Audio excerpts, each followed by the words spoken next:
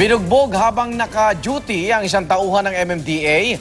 Ang mga nanakit umano sa kanya, 2 pulis ng Highway Patrol Group na kasama niyang nagmamando ng trapiko. Inilipat na ng destino ang mga inakusahang pulis habang iniimbestiga ng insidente. Alamin ang kanilang paliwanag sa report ng saksing si JP Soriano. Sugat sa makabilang binti at galos sa dibdib ang tinamo ni MMDA Traffic Auxiliary Leon Trinidad matapos saktan umano ng 2 miyembro ng PNP Highway Patrol Group o HPG. Kwento niya, nagmamando siya ng trapiko nitong Martes ng gabi sa EDSA Quezon Avenue nang lapitan siya ng isang motorista. Hiningi raw sa kanya ng isang Mark Nicolas ang isang lisensyang kinumpiska noon ng HPG. Wala po sa akin, sir. Sabi ko sa kanya. Kasi po, pag nasa akin yung lisensya mo, ibibigay ko po sa'yo kasi sa'yo po yun. Pagbalik ni Nicolas, kasama na raw nito ang 2 miyembro ng HPG na sina Senior Inspector Joel Marañon at SPO2 Norman Interino.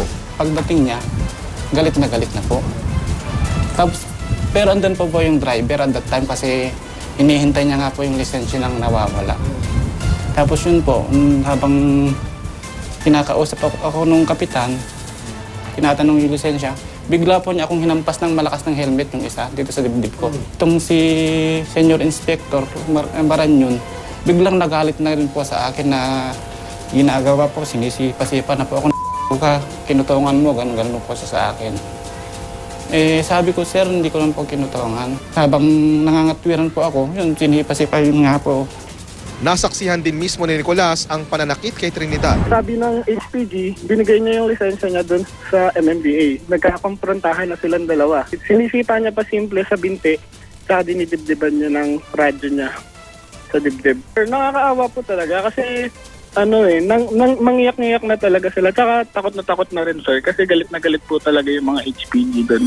Kumuha rin ng medical certificate si Trinidad na patunay ng tinamong sugat at mga pasa at nagsampa na sa PNP ng reklamong administratibo. Okay lang po sanang kahit murahin na lang po ako matatanggap ko po yun. Pero yung saktan po ako sa karamihan ng tao, parang hindi naman po ata tama yun, sir. Walang sagot ang 2 inireklamo sa mga text at tawag namin. Pero nagpaliwanag na raw sa pamunuan ng HPG ang 2. Idinestino muna sila sa ibang lugar. Sabi po ng taga-HPG, ng personnel natin, binigay doon kay Trinidad yung auxiliary. Di pinuntahan po yung auxiliary. Sabi wala sa kanya, which is binigay ko sa'yo, 3 yon. O di, yun, pumunta din po doon sa constable.